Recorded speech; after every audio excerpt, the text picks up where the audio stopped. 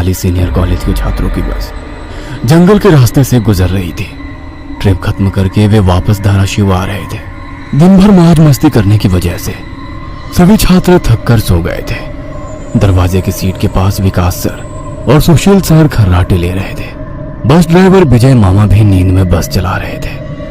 उनके बगल वाली सीट पर प्यून पांडु मामा बैठे हुए थे कि तभी बस के सामने जंगली सुअरों का झुंड आया। विजय मामा ने बस जंगल में रोक दी। कुछ देर में जब रास्ता खाली हुआ तो बस फिर से चलने लगी। कुछ ही देर में विकास सर के पीछे ही दूसरी सीट पर बैठा श्याम नींद से जाग गया। श्याम की उम्र 21 साल थी। पढ़ाई में बहुत तेज था, लेकिन हमेशा अकेला रहने वाला। ना किसी से बनती थी, ना ही उसका कोई दोस्त था। वह दूसरी सीट पर अकेला बैठा हुआ था। सर, टॉयलेट जाना है। सर ने आधी आंखें खोलकर खिड़की से बाहर देखा। बस अभी भी जंगल में ही थी। थोड़ी देर बैठ जाओ, जब जंगल खत्म होगा तब मुझे उठा दो, मैं बस रोक दूंगा। वे बोले और फिर आंखें बंद कर सो गए। श्याम बस की खिड़की से बाहर देखने लगा और जंगल खत्म होने का इंतजार करने लगा। कुछ ही देर में जंगल खत्म हुआ और बस वीरान जगह पर आ गई। उसने विकास सर को जगा दिया और उन्होंने ड्राइवर से बस को रोकने के लिए कहा। जैसे ही बस रुकी, विकास सर बोले, किसी को टॉयलेट होना है तो अभी उतर जाओ, वरना बस सीधे धाराशिव जाकर ही रुकेगी। आवाज सुनकर पिछली सीट पर बैठा श्रीकांत नींद से जाग गया। विकास सर टॉर्च लेकर पहले बस से बाहर उतर गए। उनके पीछे पीछे श्याम और श्रीकांत भी उतरे और वो दोनों अलग अलग झाड़ी के पीछे टॉयलेट करने गए। श्याम टॉयलेट करके वापस आया, लेकिन श्रीकांत अभी भी नहीं आया था कि तभी श्रीकांत जोर से चिल्लाया। उसकी आवाज सुनकर विकास सर और श्याम उसकी ओर भागे, लेकिन तभी श्रीकांत झाड़ी से बाहर आया।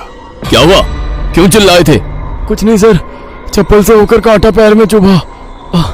उसकी आवाज सुनकर ड्राइवर और प्यून भी नीचे उतरे थे।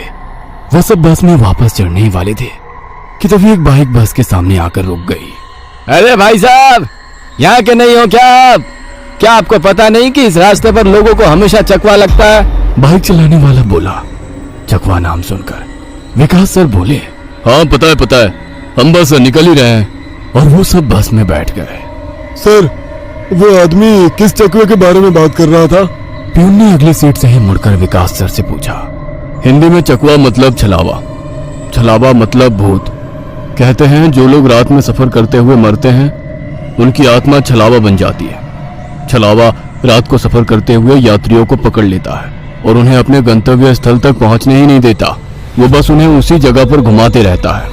कितना भी भाग लो या फिर गाड़ी तेज भगाओ, आप उसी जगह पर आ पहुंच जाओगे जहां आपको छलावा ने पकड़ लिया था। या फिर वो लोग रास्ते से भटक जाएंगे और उस जगह पहुंच जाएंगे जहां पर छलावा उन्हें ले जाना चाहता है। विकास सर ने बताया। इसके बाद ड्राइवर बोला, और यात्री रात भर उसी जगह पर बार बार घूमते हैं। वो तब तक रास्ता भटकते हैं जब तक सूरज ना उगे।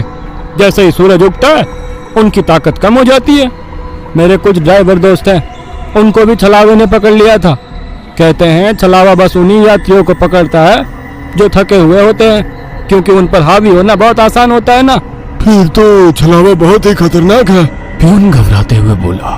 अरे कुछ खतरनाक नहीं है, ये सब अंधविश्वास है। ड्राइवर जब थक जाता है तो रात में उसे रास्ता समझना मुश्किल हो जाता है, इसलिए उसे भ्रम हो जाते हैं और वो रास्ता भटकता है। इसे ही अनपढ़ लोगों ने भूत यानी चकवा या छलावा का नाम दिया है। विकास सर बोले। ये सभी बातें श्याम और श्रीकांत सुन रहे थे। नहीं सर, छलावे होते हैं और कुछ छलावे तो जानलेवा भी होते हैं। मेरे दादाजी को छलावे ने इतना परेशान किया था कि मरते मरते बचे थे। रात को जितने भी एक्सीडेंट होते हैं उनमें से कुछ ना कुछ एक्सीडेंट छलावे के कारण ही होते हैं। वो रात के बेरहम शिकार होते हैं। यात्रियों की थकान और डर ही उनकी ताकत होती है। शिकारियों की तरह ही वे यात्रियों को डराते हैं, भगाते हैं और उनकी जान लेकर उनका शिकार करते हैं। हमें बस इतना पता चलता है कि कार एक्सीडेंट में उनकी मौत हो गई है, लेकिन मौत का कारण छलावा ही होता है सर। श्याम ने डरावनी आवाज में कहा। सर, इस का कुछ मत सुनो। इसकी बुआ राइटर है, उन्हीं से सुनी होंगी ये बातें। और राइटर लोगों का तो काम ही होता है बातें बनाना, उसी से तो उनका घर चलता है। पिछली सीट पर बैठे श्रीकांत ने कहा। श्रीकांत, चुप हो जाओ और सो जाओ, उन्होंने डांटते हुए कहा। और उसके बाद सभी लोगों ने आंखें बंद कर ली और सो गए। कुछ समय बीता। श्याम अभी भी जाग रहा था और खिड़की से बाहर देख रहा था। बस किसी जंगल के बीचों बीच से गुजर रही थी कि तभी उसने देखा कि रास्ते के किनारे एक बंद पड़ी चाय की टपरी है। लेकिन ये चाय की टपरी तो मैंने पीछे भी पहले वाले जंगल में देखी थी। वह मन ही मन बोला और खिड़की के बाहर देखने लगा। तब उसे पता चला कि वो तो वही जंगल है जो वीरान जगह से पहले आया था। वह भागते हुए ड्राइवर के पास गया।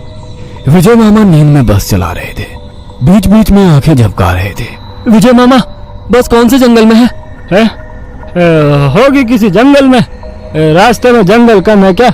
नहीं मामा, हम वापस उसी जंगल में पहुंच गए हैं जहां पर बस के सामने जंगली सुअर आ गए थे। नहीं बेटा, तुम्हें कुछ तो गलतफहमी हो रही है। वो जंगल तो कब का पीछे छूट गया है ना। उनकी बहस सुनकर विकास सर नींद से जाग गए। क्या हुआ श्याम? सर, हमें छलावा लग चुका है। उसने हमें पकड़ लिया है क्योंकि बस वापस उसी जंगल में आई है जहां से पहले गुजरी थी। लेकिन विकास सर भी ड्राइवर की तरह उस पर विश्वास नहीं कर रहे थे। सर, अगर आपको मेरी बात पर यकीन नहीं हो रहा है तो बाहर देखो। अभी कुछ देर रास्ते के किनारे एक ट्रक दिखाई देगा जो एक्सीडेंट में पलटी हो चुका है। और कुछ ही देर में रास्ते के किनारे सभी को पलटी हुई ट्रक दिखाई दी। ये देखकर सभी हैरान हो गए थे। ड्राइवर ने भी मान लिया कि श्याम सच बोल रहा है कि तभी जंगल खत्म हो गया और बस वही सुनसान वीरान जगह पर पहुंच गई जहां पर वो कुछ देर पहले टॉयलेट करने के लिए रोक दी गई थी। ये देखकर सभी की आंखें फटी की फटी रह गई थी। विकास सर की तो बत्ती ही गोल हो गई थी। श्रीकांत पिछले सीट से आगे आ चुका था। सबके चेहरे का रंग उड़ गया था। बस अभी भी रास्ते पर चल रही थी कि तभी वो फिर से वापस वही जंगल में पहुंच गई। वह सभी जान गए कि उन्हें छलावा ने पकड़ लिया है। ड्राइवर कोई दूसरा रास्ता मिलता है या नहीं ये देख रहा था, लेकिन फिर भी बस वापस उसी जंगल में आ जाती थी। ऐसा लग रहा था कि मानो पूरी दुनिया में बस वही एक रास्ता है जो घूम फिर कर उसी जंगल में ले आता है। सर, अभी इस छलावे से कैसे निकले? मैंने सुना है कि छलावे से बाहर तभी निकल सकते हैं जब सुबह हो जाए। इसका मतलब हमें रात भर इसी सड़क से गुजरना होगा, जंगल से वीराने में और वीराने से जंगल में। क्यों ना हम सुबह होने का इंतजार करते हुए उसी वीरान जगह पर रुक जाए। ड्राइवर बस चलाते हुए बोला। लेकिन शायद मैंने सुना है कि छलावे में रुकना ठीक बात नहीं है। नहीं सर, मेरी बुआ ने बताया था कि अगर सेफ जगह मिल जाए तो रुकने में कोई परेशानी नहीं है। बस इतना ही पता है तुम्हें? और कोई तरीका नहीं है क्या? है, लेकिन वो अभी के लिए नहीं है। और वैसे भी अगर जिस छलावे ने हमें पकड़ा है, अगर वो कमजोर हुआ तो उसकी शक्तियां कुछ ही देर में कमजोर हो जाएंगी और हम छलावे से छूट जाएंगे। फिर वो छलावा हमें नहीं पकड़ सकता। इन सभी की बातें सुनकर सोए हुए सुशील सर जाग गए। अरे क्या हुआ? आ गया क्या मेरा बोरगांव? सुशील सर उबासी लेते हुए बोले। तभी सभी ने उन्हें घटी हुई घटना बता दी। यह सुनकर सुशील सर के तो मानो होश ही उड़ गए। लेकिन तभी ड्राइवर जोर से चिल्लाया, सर, आगे एक गांव आया है। यह सुनकर सभी लोग ड्राइवर की तरफ भागे। तब उन्हें रास्ते के किनारे एक बोर्ड दिखाई दिया जिस पर लिखा था, बोरगांव में आपका स्वागत है। यह देख सुशील सर जोर से चिल्लाए, ये तो मेरा गांव है, लेकिन हम यहाँ इतने जल्दी कैसे पहुंचे? हमें तो कोल्हापुर से निकले मुश्किल से 2 घंटे हो गए हैं और मेरा गांव कोल्हापुर से 6-7 घंटे की दूरी पर है।